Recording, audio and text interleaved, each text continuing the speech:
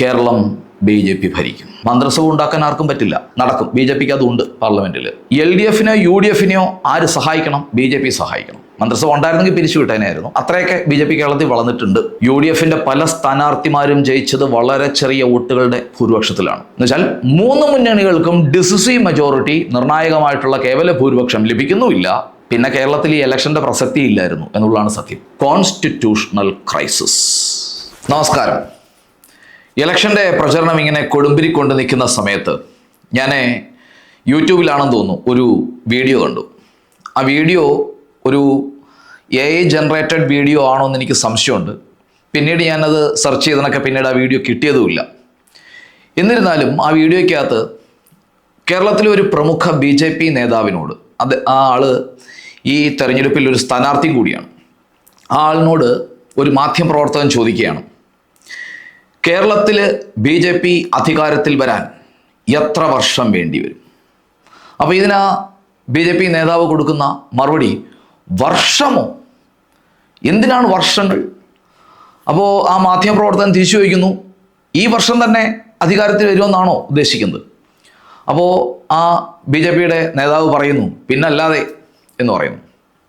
ആ വീഡിയോ ഇപ്പോൾ കിട്ടാനില്ല, അത് AI ജനറേറ്റഡ് ആണ്, ഒറിജിനൽ അല്ല.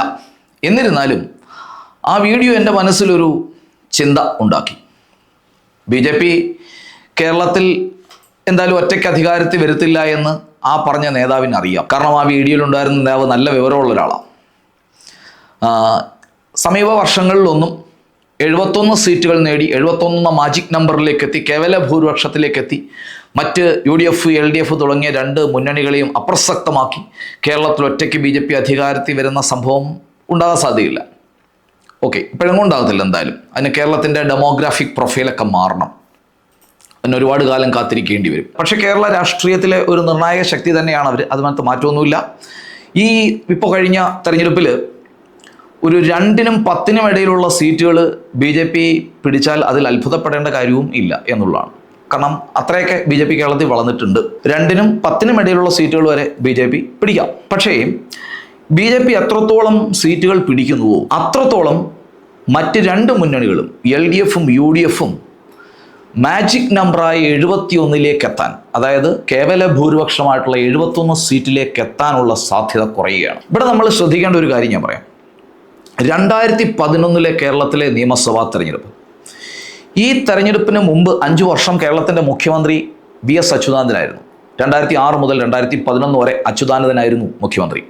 അതുകൊണ്ട് തന്നെ 2011 നിയമസഭാ തെരഞ്ഞെടുപ്പിൽ LDFനെ നയിച്ചതും അച്യുതാനന്ദൻ തന്നെയാണ്.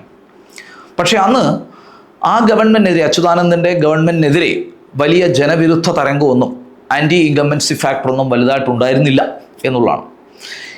എന്നാൽ പാർട്ടിക്കകത്തെ രാഷ്ട്രീയ വടംവലികൾ വളരെ ശക്തമായിരുന്നു.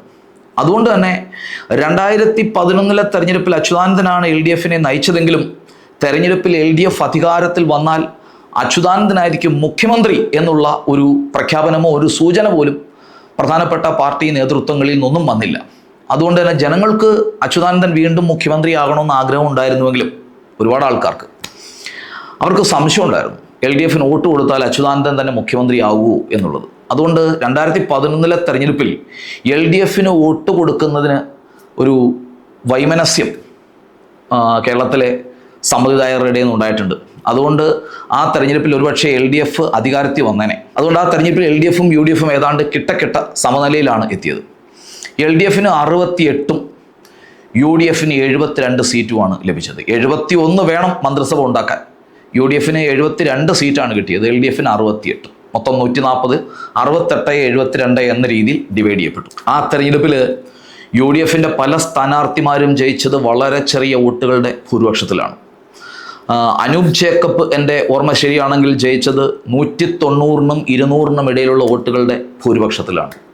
തിരുവഞ്ചൂർ രാധാകൃഷ്ണൻ കോട്ടയം മണ്ഡലത്തിൽ നിന്ന് VN വാസവനെ പരാജയപ്പെടുത്തിയത് 513 613 വോട്ടുകളുടെ വ്യത്യാസത്തിലാണ്. ചെറിയൊരു ഓർമ്മയാണ്, 513 613 എന്ന് ഓർക്കുന്നില്ല, ഒരു 13 ആണ്. അത്ര വോട്ടുകളുടെ വ്യത്യാസത്തിലാണ് ജയിച്ചത്. ഈ രീതിയിൽ വളരെ ചെറിയ ഭൂരിപക്ഷത്തിൽ UDFന്റെ പല സ്ഥാനാർത്ഥിമാരും ജയിച്ചിട്ടുണ്ട്. ഒരുപക്ഷേ അച്യുതാനന്ദനാണ് മുഖ്യമന്ത്രി, വീണ്ടും 5 വർഷം അദ്ദേഹം തന്നെയായിരിക്കും മുഖ്യമന്ത്രി എന്നൊരു ഔദ്യോഗികമായ ഒരു പ്രഖ്യാപനം LDFന്റെ നേതൃത്വത്തിൽ നിന്നുണ്ടായിരുന്നുവെങ്കിൽ ആ തെരഞ്ഞെടുപ്പിൽ LDF അധികാരത്തിൽ വന്നനെ. ഒരുപാട് സീറ്റുകൾ നേടണമെന്നില്ല, എന്തായാലും 71 മേളിൽ സീറ്റുകൾ നേടി ഒരുപക്ഷെ LDF അധികാരത്തിൽ വന്നനെ. അപ്പോൾ കേരള രാഷ്ട്രീയത്തിലെ പ്രധാനപ്പെട്ട ഒരു സംഗതി എന്ന് പറയുന്നത് LDFും UDFും കിട്ടക്കിട്ടയ്ക്ക് ഒരേപോലെ തുല്യ സീറ്റുകൾ നേടി ഇലക്ഷൻ ജയിക്കാനുള്ള സാധ്യതയുണ്ട് എന്നുള്ളതാണ്. അപ്പോൾ അങ്ങനെയാണെങ്കിൽ BJPക്ക് ഇത്തവണ ഒരു സീറ്റും കിട്ടുന്നില്ല എന്നങ്ങ് വിചാരിച്ചേ. LDFന് 70, UDFന് 70. മന്ത്രിസഭ ഉണ്ടാക്കാൻ ആർക്കും പറ്റില്ല. അപ്പുറത്ത് നിന്ന് ആരെങ്കിലുമൊക്കെ ചാടി വരണം, എന്നാലേ പറ്റുള്ളൂ. കുതിരക്കച്ചവടം നടത്തി LDFിൽ നിന്ന് UDFിലേക്കോ UDFിൽ നിന്ന് LDFിലേക്കോ ഏതെങ്കിലും മുന്നണികളോ സ്വതന്ത്രന്മാരോ ഒക്കെ ചാടണം, എന്നാലേ പറ്റുള്ളൂ. അല്ലാതെ മന്ത്രിസഭ ഉണ്ടാക്കാൻ പറ്റില്ല. 71 സീറ്റുണ്ടെങ്കിലേ മന്ത്രിസഭ ഉണ്ടാക്കാൻ പറ്റുള്ളൂ. അപ്പോൾ BJP എത്ര സീറ്റുകൾ പിടിക്കുന്നു അതിനനുസരിച്ച് മറ്റ് രണ്ട് മുന്നണികളുടെയും 71 എന്ന മാജിക് നമ്പറിലേക്ക് എത്താനുള്ള സാധ്യത കുറയുകയാണ്. BJP ഒരു സീറ്റ് പിടിച്ചാൽ 70-69 എന്ന രീതിയിൽ LDFും UDFും എത്താം. തുല്യതയിലേക്ക് എത്തുകയാണെങ്കിൽ LDFും UDFും തുല്യ പെർഫോമൻസ് ആണ് നടത്തുന്നതെങ്കിൽ ഉള്ള കാര്യമാണ് ഞാൻ പറയുന്നത്. അതിനുള്ള സാധ്യത നമുക്ക് തള്ളിക്കളയാൻ പറ്റില്ല. അതിൻ്റെ ഏറ്റവും വലിയ തെളിവാണ് 2011 തെരഞ്ഞെടുപ്പ്. ഇനി BJP 2 സീറ്റ് പിടിച്ചാൽ LDFിനും UDFിനും വേണേൽ 69-69 ആവാം. ഓക്കെ, അല്ലെങ്കിൽ 68-70 ആകാം. ഇനി BJP 3 സീറ്റ് പിടിച്ചാൽ 69-68 എന്നാവാം. BJP 4 സീറ്റ് പിടിച്ചാൽ 68-68 എന്നാകാം. BJP 5 സീറ്റ് പിടിച്ചാൽ 68-67 എന്നാകാം.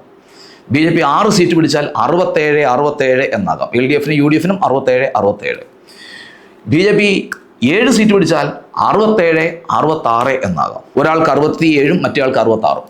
BJP 8 സീറ്റ് പിടിച്ചാൽ 2 പേർക്കും 66 ആകാം. LDFും UDFും തുല്യ പെർഫോമൻസിൽ വരികയാണെങ്കിലുള്ള സാധ്യതകളാണ് ഞാൻ ഈ പറയുന്നത്.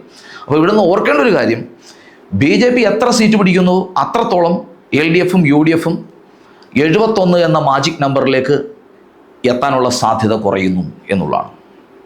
BJP 2 സീറ്റ് പിടിച്ചു എന്ന് വിചാരിക്കുക.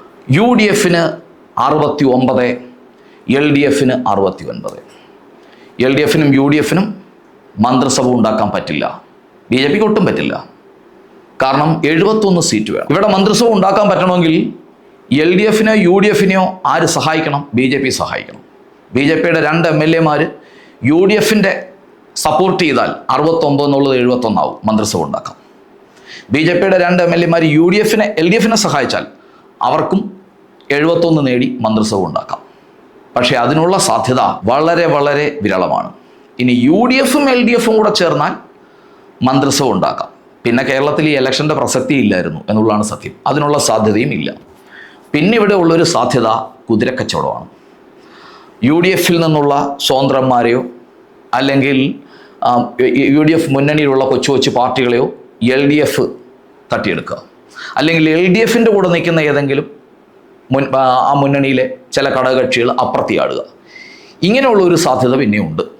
പക്ഷെ ആ സാധ്യതയും നടക്കുന്നില്ല എന്ന് വിചാരിക്കുക. എന്ന് വെച്ചാൽ 3 മുന്നണികൾക്കും ഡിസിസീവ് മെജോറിറ്റി, നിർണായകമായിട്ടുള്ള കേവല ഭൂരിപക്ഷം ലഭിക്കുന്നുമില്ല. ഈ 3 മുന്നണികളും തമ്മിൽ സഹകരിക്കാൻ സന്നദ്ധത കാണിക്കുന്നുമില്ല. ഒരു പാർട്ടികളും മറുകണ്ഠം ചാടാൻ തയ്യാറാകുന്നതും ഇല്ല. ഇങ്ങനെയാണെങ്കിൽ കേരളത്തിൽ പിന്നെ ആര് മന്ത്രിസഭ ഉണ്ടാക്കും? ഈ അവസ്ഥയ്ക്ക് പറയുന്ന പേരാണ് ഭരണഘടനാ പ്രതിസന്ധി, കോൺസ്റ്റിറ്റ്യൂഷണൽ ക്രൈസിസ്. ഭരണഘടനയുടെ 356 ആർട്ടിക്കിളിൽ അത് വ്യക്തമായി പറയുന്നുണ്ട്. If the president is satisfied that A situation has arisen in a state whereby the administration of that state cannot be carried in accordance with the provisions of the constitution, that condition is called constitutional crisis. ഭരണഘടനാ പ്രതിസന്ധി. ഒരു സംസ്ഥാനത്തിൻ്റെ ഭരണം ഇന്ത്യയുടെ ഭരണഘടനയുടെ വ്യവസ്ഥകൾക്ക് അനുസൃതമായി മുന്നോട്ട് കൊണ്ടുപോകാൻ പറ്റാത്ത ഒരു സാഹചര്യം ഉണ്ടായാൽ, കേരളത്തിൻ്റെ ഭരണം മുന്നോട്ട് കൊണ്ടുപോകണമെങ്കിൽ കേരളത്തിൽ ഒരു ഭരണകൂടം വേണം, മന്ത്രിസഭ വേണം. പക്ഷെ മന്ത്രിസഭ ഉണ്ടാക്കാൻ പറ്റാത്ത രീതിയിലാണ് കേരളത്തിലെ ജനവിധി ഇപ്പോൾ സംഭവിച്ചിരിക്കുന്നത്. അപ്പോൾ കേരളത്തിൽ സംഭവിച്ചിരിക്കുന്നത് ഭരണഘടനാ പ്രതിസന്ധിയാണ്. കാരണം കേരളത്തിൽ ഒരു മന്ത്രിസഭ ഉണ്ടാക്കി കേരളത്തിൻ്റെ ഭരണം മുന്നോട്ട് കൊണ്ടുപോകാൻ പറ്റാത്തൊരു സാഹചര്യം ഉണ്ടായിരിക്കുന്നു. കാരണം ആർക്കും വ്യക്തമായ കേവല ഭൂരിപക്ഷമില്ല. കക്ഷികളൊന്നും ഒരുമിച്ച് ചേരാൻ തയ്യാറല്ല. BJP UDFിൻ്റെ കൂടെയോ LDFിൻ്റെ കൂടെയോ ചേരില്ല. ഓക്കെ, LDFും UDFും തമ്മിൽ ചേരില്ല. ഓക്കെ, മറ്റ് ഘടകകക്ഷികളൊന്നും മറുകണ്ഠം ചാടി കുതിരക്കച്ചവടത്തിന് വിധേയരായി എതിർ മുന്നണികളെ സഹായിക്കാൻ തയ്യാറാകുന്നുമില്ല. അങ്ങനെയാണെങ്കിൽ ഭരണം ഉണ്ടാകില്ല. ഇങ്ങനൊരു സാഹചര്യം ഉണ്ടായിക്കഴിഞ്ഞാൽ അവിടെ രാഷ്ട്രപതി ഭരണം പ്രഖ്യാപിക്കാം. ഭരണഘടനയുടെ 356 അനുച്ഛേദ പ്രകാരം രാഷ്ട്രപതി ഭരണം പ്രഖ്യാപിക്കാം. രാഷ്ട്രപതി ഭരണം പ്രഖ്യാപിച്ചാൽ സംസ്ഥാന നിയമസഭയെ മന്ത്രിസഭയെ പിരിച്ചുവിടേണ്ട കാര്യമൊന്നുമില്ല. ഓക്കെ, മന്ത്രിസഭ ഉണ്ടായിരുന്നെങ്കിൽ പിരിച്ചുവിട്ടേനായിരുന്നു. പിരിച്ചുവിടേണ്ട കാര്യമില്ല, കാരണം മന്ത്രിസഭ ഇല്ല. നിയമസഭയെ വേണമെങ്കിൽ പിരിച്ചുവിടാം, വേണമെങ്കിൽ സസ്പെൻഡഡ് അനിമേഷൻ എന്ന അവസ്ഥയിൽ നിർത്താം. ഇവിടെ പിരിച്ചുവിടത്തില്ല, ഡിസ്മിസ് ചെയ്യത്തില്ല, സസ്പെൻഡ് ചെയ്ത് നിർത്തും. ഓക്കെ, ഇങ്ങനെ സസ്പെൻഡ് ചെയ്ത് നിർത്തുന്നത് എന്താ വെച്ച് കഴിഞ്ഞാൽ വീണ്ടും ഒരു ഇലക്ഷൻ നടത്താനുള്ള ബുദ്ധിമുട്ട് കൊണ്ടാണ്. കുറച്ച് കാലത്തിനകത്ത് വെച്ച് ഈ പാർട്ടിക്കാർക്കൊക്കെ ചിലപ്പോൾ മാനസാന്തരപ്പെട്ട് ഒരുമിച്ച് ചേരാം എന്ന് ചിലപ്പോൾ തോന്നും. BJPക്കും മനംമാറ്റം ഉണ്ടാകാം, LDFനും മനംമാറ്റം ഉണ്ടാകാം, ഒരുമിച്ച് നിൽക്കാമെന്ന് തോന്നാം. UDFനും BJPക്കും മനംമാറ്റം ഉണ്ടാകാം, ഒരുമിച്ച് നിൽക്കാൻ തോന്നാം. അതിന് വേണ്ടിയിട്ടുള്ളൂ ആണ് ഇതിനെ പിരിച്ചുവിടാതിരിക്കുന്നത്, സസ്പെൻഡ് ചെയ്ത് നിർത്തുന്നത്. ഇങ്ങനെ രാഷ്ട്രപതി ഭരണം 6 മാസം വരെ നീട്ടിക്കൊണ്ടുപോകാം. ഈ 6 മാസം കഴിയുമ്പോൾ വീണ്ടും ഈ പ്രഖ്യാപനം പാർലമെൻറ്റ് അംഗീകരിക്കുന്നതിലൂടെ വീണ്ടും 6 മാസം വരെ നീട്ടിക്കൊണ്ടുപോകാം. പാർലമെൻറ്റ് അംഗീകരിക്കാൻ പാർലമെൻറ്റ് സാധാരണ ഭൂരിപക്ഷത്തിൽ അംഗീകരിച്ചാൽ മതി, അത് ഈസിയായിട്ട് നടക്കും. BJPക്ക് അതുണ്ട് പാർലമെൻറ്റിൽ. അങ്ങനെ 1 വർഷം വരെ സാധാരണഗതിയിൽ ഇത് നീട്ടിക്കൊണ്ടുപോകാം. ഇനി കേരളത്തിൽ ഈ 1 വർഷം കഴിയുമ്പോഴും കേരളത്തിൽ നിലവിൽ ഇലക്ഷൻ നടത്താനുള്ള സാഹചര്യമില്ല എന്ന് ഇലക്ഷൻ കമ്മീഷൻ കേന്ദ്രത്തിന് റിപ്പോർട്ട് കൊടുത്താൽ ഈ 1 വർഷത്തിന് ശേഷം വീണ്ടും ഒരു 6 മാസം, അത് കഴിഞ്ഞ് വീണ്ടും ഒരു 6 മാസം, അത് കഴിഞ്ഞ് വീണ്ടും ഒരു 6 മാസം, അത് കഴിഞ്ഞ് വീണ്ടും ഒരു 6 മാസം, അങ്ങനെ പരമാവധി 3 വർഷം വരെ നീട്ടിക്കൊണ്ടുപോകാം. അങ്ങനെയാണെങ്കിൽ കേരളം BJP ഭരിക്കും, ഒറ്റയ്ക്ക് ഭരിക്കും. ഓക്കെ, കേരളത്തിൻ്റെ ഗവർണറായിരിക്കും പിന്നെ ഭരണാധികാരി. ഗവർണർ കേന്ദ്രം ഭരിക്കുന്ന BJP സർക്കാരിൻ്റെ ഒരു ഏജൻറ്റ് മാത്രമായിരിക്കും. കേരളത്തിൽ BJP ഉടൻ തന്നെ അധികാരത്തിൽ വരുമെന്ന് പറയുന്ന BJP നേതാവിൻ്റെ ആ വീഡിയോ കണ്ട നിമിഷം മുതൽ ഞാൻ ചിന്തിക്കുകയാണ്, കേരളം BJP ഒറ്റയ്ക്ക് ഭരിക്കാൻ എന്തെങ്കിലും സാധ്യതയുണ്ടോ? നിലവിൽ BJP കേരളത്തിൽ ഒറ്റയ്ക്ക് ഭരിക്കണമെങ്കിൽ കേരളത്തിൽ രാഷ്ട്രപതി ഭരണം വരണം, എങ്കിൽ മാത്രമേ സാധിക്കുകയുള്ളൂ.